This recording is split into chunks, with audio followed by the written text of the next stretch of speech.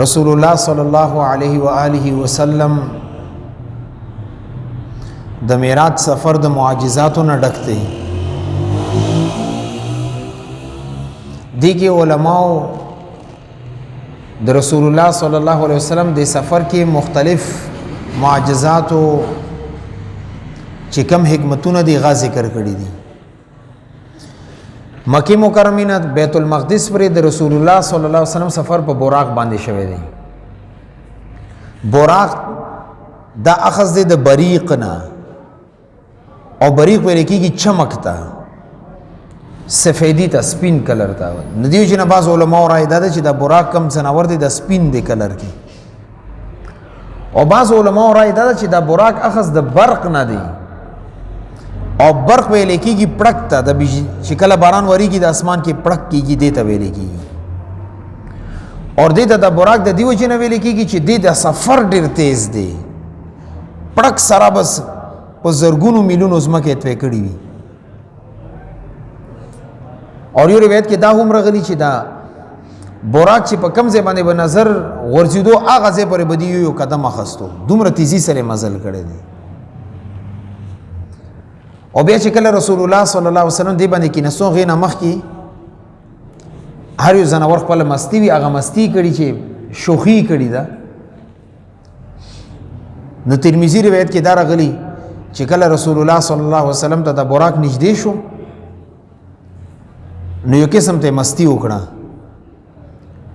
وی جبرئیل علیه السلام ورته وفرمایلو چې تا ته پته شته چې تا باندې به نن څوک سورلی کوي؟ امام الانبیاء افضل الانبیاء رسول الله صلی الله علیه وسلم به در باندې سورلی کوي. وی هغې نه پس هغه به ډېر آرام سره ودرېدو. اور بعض علماو دا لیکلي چې دا براق دغه ځای کې د ټوپونه وال یا مستی کول د دې وجې نه و چې هر پیغمبر په دې براق باندې سورلی کړي، یا دا به چې اکثر انبیاء کرام علیهم السلام کړي. ولی چې دلایل النبوه کې لیکلي چې رسول الله صلی الله علیه وسلم فرمایلو چې وکانت الانبیاء ترکبه قبلی، چې ما نه مخکې انبیاء کرام علیهم السلام په دې براق باندې سورلی کوله. رسول الله صلی الله علیه وسلم او د عیسی علیه السلام منځ کې 5,500 کاله فاصله ده. نه چې کله براق د 5,500 کالو بعد د محسوسه کړه چې یو پیغمبر په ما باندې سوالی کی، نه خوشحالي نه هغه ټوپ والی دی، مستی کړي. اور بعض علماء دا رائے پیشه کړي او دا ټولو نه بهتره توجیه ده چې کله براق ته دا پته ولګېده چې نن به ما باندې امام الانبیاء علیهم السلام به سوالی کی، نه د خوشحالۍ نه دا ټوپونه والی دي. هغه سفر دپاره دا هم خوشحال، ځناور هم خوشحال، براق هم خوشحال. او بیا علماء لیکلي چې مکی مکرمه نه بیت المقدس پورې رسول الله صلی الله علیه وسلم سفر په براق باندې کړی دی. براق نه پس بیا د بیت المقدس نه چې کوم اسمانونو سفر کړی دی په پوڼې باندې کړی دی. یو روایت کې راغلی چې هغه پوڼې د سرو زرو جوړه وه، بلکې راغلی چې نه د چاندي نه جوړه وه، او بل روایت کې راغلی چې نه یو عام پوڼې خو ډېر زیات هیرې جوهرات ورکې لګېدلي، ډېره ښکلې وه. خو چونکې دارالاسباب دی دیو چې نه د پوڼو کې دا سفر کړی دی.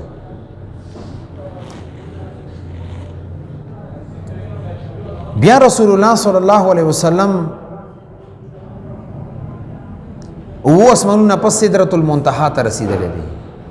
السدرۃ المنتهى یا سدرۃ المنتهى دا دواړه ټیک دي. سدر عربي کې ویل کېږي بیرې ته، اور المنتهى عربي کې ویل کېږي هغه شی چې هغه بالکل انتها ته ورسېږي نه مخکې نور مزل ګران شي. نو دې ونې ته سدرۃ المنتهى ځکه ویل کېږي. بعض علماء رائے دا ده چې ازمکې نه کم اعمال بره لاړ شي، نه سدرۃ المنتهى سره ودرېږي، هغې نه پس الله پاک هغه اعمال بره اوچتوي. اور بره طرف نه چې کم آرډر راځي ده الله طرف نه هغه راځي سدرۃ المنتهى سره ودرېږي. سدرۃ المنتهى نه پس فرشتو ته حواله کېږي، یعنی ښکته نه چې اعمال ځي دا په سدرۃ المنتهى باندې ودرېږي، او چې بره نه کم احکامات راځي هغه په سدرۃ المنتهى باندې ودرېږي. دا سدرۃ المنتهى زموږ الفاظو کې دا چې دا یو قسم ته سټاپ دی، دغه ځای کې اعمال راجمع کېږي. ښکته کم راتلونکي هغه ښکته راولېږي، چې بره کم لېږل وي هغه بره ولېږي. اور روایت کې راغلي رسول الله صلی الله علیه وسلم فرمایي چې سدرۃ المنتهى دومره ښکلې ونه ده چې دنیا کې یو انسان هم د هغه حسن نشي بیانولی اور غي باندې کومې پروانې ګرځي هغه د سرو زرو نه جوړي دي اور یو شاخ دغه سوره دومره دی روایت کې راغلی چې سل کاله کا اصغلند منډه وهي نه د سوره نشي ختمه اور یو روایت کې راغلی چې نا کا سل اسونه دغه سوره لاندې ودرېږي نو بیا هم دغه سوره دینه غټه ده یعنی سل اسونه سره د سوالو غلاندې ودرېدلی شي سدرۃ المنتهى دا معنا ده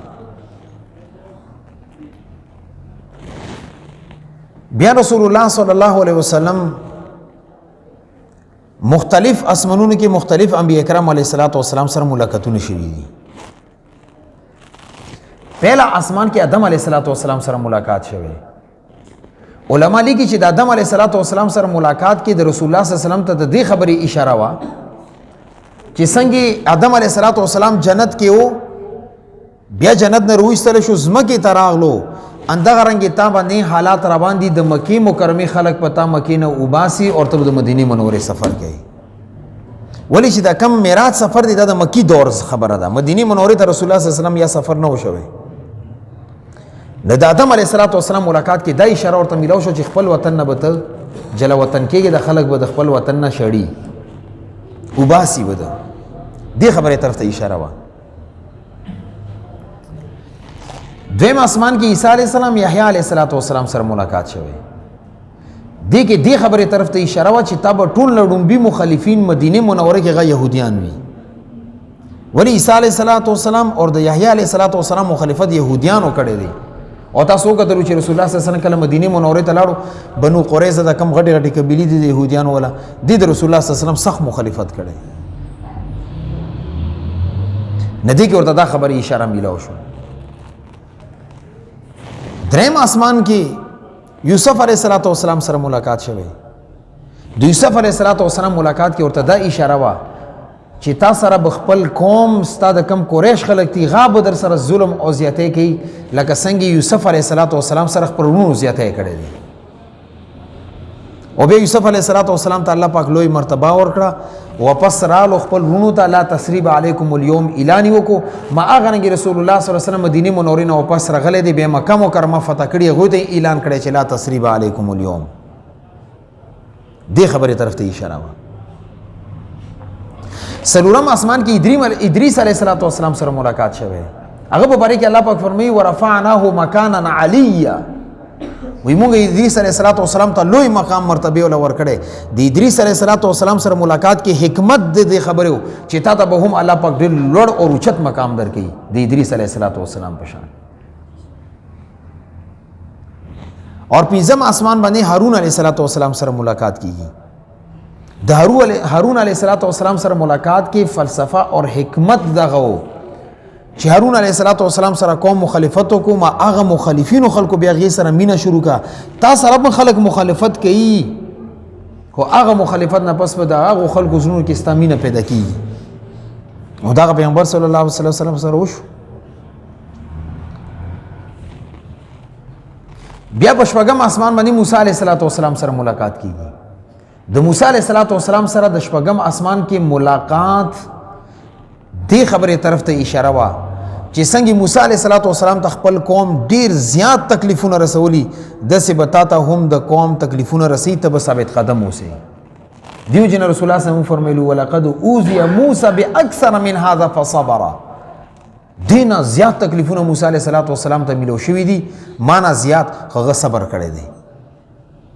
او تاسو قران کې وګورئ د موسی علیه السلام واقعا هر سپاره کې شته دي 28 سپارو کې تذکرہ د 2 سپارو نه علاوه ولی د رسول الله صلی الله علیه وسلم او د موسی علیه السلام حالات خپل کې ډیر زیات مشابه دي هغه خپل قوم طرف نه زیات مشکلات رسول الله صلی الله علیه وسلم ته هم دیو جن موسی علیه السلام نوم په قران کې 129 ځله راغله دومره تذکرہ د بل پیغمبر نه ده شوی اور اخیری وم اسمان کې ملاقات کیږي ابراهیم علیه السلام سره هغه کې د دې خبره طرف ته اشاره وا چې چونکه ابراهیم علیه السلام خانه کعبه جوړه کړې دی بیال ته طوافونه کړي عبادت کړي مناسک حج کړي تب هم دنیا کې حج کړي اور رسول الله صلی الله علیه وسلم اخیری عمر کې حج هم کړي دی بیا ابراهیم علیه السلام بیت المعمور سره ناسو بیت الله اور بیت المعمور زمکی باندې بیت الله الله پاک پیدا کړي دی طواف کیږي وم اسمان نه پاس الله رب العزت بیت المعمور پیدا کړي دلته فرشتي عبادت کوي اور بیت الله اور بیت المعمور علماء لیکلي چې دا یو بل بالکل پاسه دي دغه مضافاتو کې دا راځي ابراهيم عليه السلام سره ملاقات کې دې خبره طرف ته اشاره بل دا خبره چې رسول الله صلی الله علیه وسلم مسجد اقصا کې د 1,24,000 کم و بیش انبیاء کرام علیهم السلام امامت کړی دی آیا دا امامت د کم انبیاء کرام علیهم السلام د رسول الله صلی الله علیه وسلم شاته ولاړو دا خپل جسد عنصری سره رسول الله صلی الله علیه وسلم پسې اقتدا کړي او که صرف تمثل وو یو صورت وو تمثیل وو جمهور علماء کرام رائے دغه دا چې رسول الله صلی الله علیه وسلم چې مسجد اقصا کې کم امامت کړي شاته اور پسې کم انبیاء کرام علیهم السلام ولاړو په دیش په باندې الله رب العزت ټول انبیاء کرام علیهم السلام قبرونه روچت کړیو او خپل جسد عنصری سره رسول الله صلی الله علیه وسلم پسې شاته ودرولې دي زوم په خبره مې تاسو پوه شئ جسد عنصری سره ودرېدو څه مطلب دی ولی التبل حدیث کی رغلی رسول الله صلی الله علیه وسلم فرمی ان الله قد حرم على الارض اجساد الانبیاء چې زمکه باندې الله پاک حرام کړی دي چې د انبیاء کرام علیه السلام جسم اخري نو همغه ګورو دنیا کې کم دنیا دار سره دفن کې میاشتې بعد به جسم نه چینجی او پدنيشته خاور جوړوي انبیاء کرام علیه السلام جسد مبارک ته خاور سن شي ویلې د زمکه خاور او بل روایت کې راغلي دي د مسلم شریف روایت دی باب فضائل موسی کې علیه الصلاۃ والسلام رسول الله صلی الله علیه وسلم فرمایي چې مررت بقبر موسی وې زه د موسی علیه السلام په قبر باندې تیر شوم او بیا سره څه فرمایي مخکې وهو قائم يصلي في قبره په دې حالت کې موقع ته چې خپل قبر کې ولاړ دی او مونږ کوي مونږه موږ دنیا کې هم کو دا عبادت تعبدی دی عبادت په تور باندې کو الله حکم دی ځکه کو قبر کې کم عبادت غته عبادت تلذذی ویلې کیږي خوند پر عبادت ته قبر کې په موږ باندې په قران تلاوت باندې اجر نه ملويږي خو کایو پیغمبري کی نه دا تلذذی دی اعزازی دی او بل ذکر رسول الله صلی الله علیه وسلم فرمای الانبیاء احیاء فی قبورهم وهم یصلون انبیاء کرام علیهم السلام خپل قبرونو ورکو کې ژوند دي او منځونه کوي دیو چې دا ټول انبیاء کرام علیه السلام دا معجزه ده د پیغمبر صلی الله علیه وسلم چې مکه مکرمه نه بیت المقدس سره زی موسی علیه السلام قبر کې کتلې دي بیا چې کله بیت المقدس سره شیدل دور پسې ورسته مقتدی په حیثیت سره ودرېږي او چې کله د اسمانونو سفر کې بیا شپږم اسمان کې ور سره به ملاقات کیږي دا معجزه ده زما په دې خبره مې تاسو پوه شئ چې بعض علما رائے ده چې دا تمثيل دی خدای روایت ضعیف دی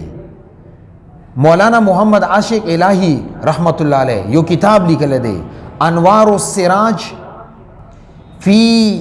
ذکر الاسراء والمعراج هغه کې صفحه 43 باندې دا ټول تفصیل لیکل شوی دی بیا عیسی علیه السلام سره د رسول الله صلی الله علیه وسلم په دویم اسمان کې ملاقات کیږي دغه ټول علماء کرامو اتفاق دي چې عیسی علیه السلام ته مر نه دی رغلی الله رب العزت اسمان ته اوچت کړي عیسی علیه السلام سره د پیغمبر صلی الله علیه وسلم ملاقات چې کوم شوی دی جسد عنصری سره شوی دی تمثيل نو ولی عیسی علیه السلام ته مر نه دی رغلی اخیری وخت کې به بیا راځي بیا بدل د حکومت کې غا تفصیلی واقعا ماته اوس بیان کړي بیا به دنیا نه تشریف وړي دیو جن علماء رائے ده چې عیسی علیه السلام پیغمبر هم دی صحابي هم دی ولی د صحابي تعریف دغه دی چې پیغمبر صلی الله علیه وسلم سره ملاقات وشي پیغمبر صلی الله علیه وسلم باندې ایمان راوړي او بیا د ایمان سره دنیا نه لاړ شي او دا درې وړ صفاتونه عیسی علیه السلام ته حاصل دي دیو جن تاسو نه څوک د تاسو کې چې د یو شخصیت وخت چې غا صحابي هم دی او پیغمبر هم دی عیسی علیه السلام دی چې کله عیسی علیه السلام سره د پیغمبر صلی الله علیه وسلم جسد عنصری سره ملاقات شوه په دې دویم اسمان کې یحیی علیه السلام سره ملاقات شوه هغه بیا جسد عنصری سره شوه دی جسد عنصری نه هغه جسم مورا چې کم دنیا کې زندگی تیر کړی ده هغه جسم مبارک سره اور کمال د معجزې دا دی چې پیغمبر صلی الله علیه وسلم دی انبیاء کرام علیهم السلام سره ملاقات د جسد عنصری سره وشي نه تمثيل سره خو خوب کې تاسو روزانه ملاقات کیږي کله ملګری کتل پلاری او فچې کله غسر مليږي کله مور سره مليږي نه سیده کنه هغه خوب کې کیږي په ویخه باندې چې دار زوشي دا کمال دی زه په دې خبره مې تاسو پوه شو بل دا چې ملحدینو یې اعتراض په شب معراج سفر باندې دا دی چې دا رسول الله صلی الله علیه وسلم دا سفر په خوب کې کړی دی دا خبره غلطه ده د سو وجوهات وجینا یو خدا که موږ د قرآن آیات وګورو سبحان الذي اسرا بعبده عبد بنده ته ویل کیږي او بنده غته ویل کیږي چې غدا جسم وی بدنی وی د بدن سره د اسمانونو سفر وکي نه ځکه موږ وایو چې رسول الله صلی الله علیه وسلم د جسد مبارک سره دا سفر کړی دی خوب کې نه دی کړی دویم دی آیات کې اسرا راغلی اسرا یسری اسراء ویل کیږي شپې کې سفر کول نشپې کې سفر بدن کوي خوب کې سړی سفر ته سفر نه وي ته روزانه دوبۍ ته خوب کې سي چرته تللی چې سارا پاسې کټ کې پروت دی نه د اسرا نه هم د معلومیږي چې پیغمبر صلی الله علیه وسلم جسد مبارک سره د اسمانونو اور د هر څه سفر کړی دی دریم دلیل په دې باندې دا دی چې کچری رسول الله صلی الله علیه وسلم دا خوب کې دا سفر کړی وي نه بیا به مشرکین مکه په دې باندې اعتراض نه کولول خوب کې خو هر څه کې عام سړی کولی شي د مشرکین مکه اعتراض ځکه په پیغمبر باندې کړو چې موږ د شب معراج نه منو چې یو شپې کې دومره اوږد سفر مسجد اقصی ته تلل موږ چې خان بوزونو یو میاشت ټایم لګي او ته یو شپې کې مسجد اقصی ته لاړې بیا اسمانونه موږ د سمجھ نه بار دي فلسفه باز وی چې سار اسمانونه شتانه بعضی وی چې نه دي او بعضی وی چې اسمانونه شتانه د چودیدې نشي دي کې چرته کلاو ځای نشته چې سړی بل طرف ته وځي دا د فلسفه او عقیده ده نه د رسول الله صلی الله علیه وسلم باندې د دوی اعتراض دی وجه نه چې د یو شپې کې دومره لوی سفر کچری ورته پیغمبر صلی الله علیه وسلم ویل چې دا ما خوب کې کړي به اعتراض نه کول به ورته خوب کې نور خلک ډیر کارونه کوي کته او څه چلو شو الله یعذ بالله او بیا دا چې رسول الله صلی الله علیه وسلم دلیل چې پیغمبر صلی الله علیه وسلم نه د مسجد اقصی په باره کې ته پوښتنه کړې دي بیا رسول الله صلی الله علیه وسلم جوابات ورکړي دي چې خوب کې بیا د پوښتنو ضرورت نشته ما ته کله مرګري فونو کې ما د خوب کته تعبیر وکنه چې زونه ته پوښتنه کوم چې بس دومره کتلې نور راته یاد نه دی نور پوي شوی نه یم نه چې ویخي به کم شي سړی وګوري غ ډیر یاد یو خوب چې وګوري اور ته ډیر یاد نه وي تاسو کې ډیر مرګري استخارو کې سره پاسې به سوچ کې چې ما څه خوب کتلې دا کار وکم کوونه کم او چې کم کار سړی ویخي کې وږي اور ته یاد وي ندیو چې د ملحدینو کم اعتراض په دې باندې دغه دی چې د شب معراج سفر مونږ اړو منونه دا غلطه خبره ده د قرآن آیات نه هم ثابت د نصوص نه هم ثابت دي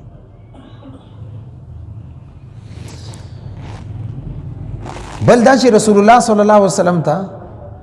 50 منځونه میلو شوي دي او د کمولو 50 تر غلي 50 باندې د 500 اجر میلويږي روایت کې راغلي دي دیگه دا رسول الله صلی الله علیه وسلم د 50 ولې کم نه کو چې 50 نه 5 تراول خو په کار دي نوري کم کړي وې کنه نغي جواب دادی چې رسول الله صلی الله علیه وسلم به هر ځل تر 15 منځونه به کمیدو انده سیدا کنه حاضر تل دي 15 سلوخ منځونه کم شوي دي اخیری 15 پاتې شوي دي دا اخیری ځل چې کله موسی علیه السلام رسول الله صلی الله علیه وسلم ته فرمایي چې تلار شه دا 15 منځونه کم کنو رسول الله صلی الله علیه وسلم ذهن ته دا خبره رااله چې زه هر ځل زم 15 کمیږي او کدی زلانه نو سکوټی راته معاف کوي سره به موز نه وي او ما ته حیا دي کې رضی چې ما امت 15 منځونه بیا نشي کوله نزدک بیا لسم ځل باندې نه دی تلې د 15 منځونه پری خودلو یو جواب علماء دا کړی دی بل جواب علماء دا کړی دی چې د پیغمبر صلی الله علیه وسلم نه ځل تلې د منځونه کم کړی دي نه دا ورته پته و چې دي کې ډیر دسي دي چې دا فرض نه دي خو چې کله پنځو ته خبره راغله نو 100% یقیني دا پیدا شو چې دا پنځه مونځونه فرض دي نو که زه اوس الله تعالی شه ماته حیا راځي چې الله پاک باندې زه د پنځه مونځونه فرض کوم نو ځکه د پنځه مونځونه فرض پاتې کړی شو او نور ټول اعمال په ځمکه باندې فرض شوي دي جهاد حج روژه زکات چې سم کم فرایض دي صرف مونځ داسې فرض دی چې دا اسمان کې رسول الله صلی الله علیه وسلم ته ملو شوی دی دیو جنا مفسرین لیکلی دي الصلاة معراج المؤمن چې دا مونځ د مؤمن معراج دی پیغمبر صلی الله علیه وسلم خپل باندې تل د الله پاک دیداری کړي خپل امت ته دا شی زور کو چې خیر دې ته دلته ودرېګا دلته نه دا معراج سفر کوا خو موږ د معراج سفر په ځای مې بازار سفر کو دکانونو حساب کو پیسو حسابونه کو دوبۍ حساب کو زما کم خسي خرڅ کړي پته نشته سم موږ نه جوړ کړي دي او بیا هم ځان د سالور فرض کړي دي ډېر د یو ولینه کې سحر موزي ډېر ګران دی هم ځان ته معاف کړي دي بیا چې کله رسول الله صلی الله علیه وسلم الته د الله پاک دیدار تلاړو نو چې څنګه الله پاک سره دیدار شروع شو التحیات لله والصلوات والطیبات الله پاک ته دا فرمایلو زما مالی جانی بدنی ټول عبادتونه خاص تعالی را دي الله پاک ورته جواب کې فرمایلو السلام علیک ایها النبی ورحمت الله وبرکاته سلامتیا دی پتا باندې اے پیغمبر صلی الله علیه وسلم برکتونه دی پیغمبر صلی الله علیه وسلم ورته بیا جواب کې فرمایي السلام علینا وعلى عباد الله الصالحین په ما باندې سلامتیا وي او د امت هغه بندگان چې هغه دینداري په غیر سلامتیا وي الدګین ته یاد کړئ هر امتی یاد کړئ چې الله دو باندې سلامتیا وکړه دا چې کله جبرئیل علیه السلام اوریدو اشهد ان لا اله الا الله واشهد ان محمدا عبده ورسوله دا د جبرئیل علیه السلام الفاظ دي دا فتح الباری نقل کړي سیرت ابن هشام هم نقل کړي دي غننه پوری امت کې چلیږي دا هغه کلمات دي ځکه ویل کېږي چې د مونځ د مؤمن معراج د چې کله دا ټکی وای په دینیت باندې وای چې دا پیغمبر صلی الله علیه وسلم سره الله منځ کې مکالمه شي دا هغه الفاظ دي هم د مونځ معنی پته نشته نه چرته مولانا سره ناس یا قاری سره چې لګ ما په دې مې پوي چې د مونځ کې څه وایم څه رټا لګو بس مونځ ته ودرېګو امام سلام وګرځي موږ ته دا پته نه لګي سورہ کاتو شو کم سورتونه ویلي دي دیو جن مونځ باندې خاص توجه مونځ پر خاص مهنت کول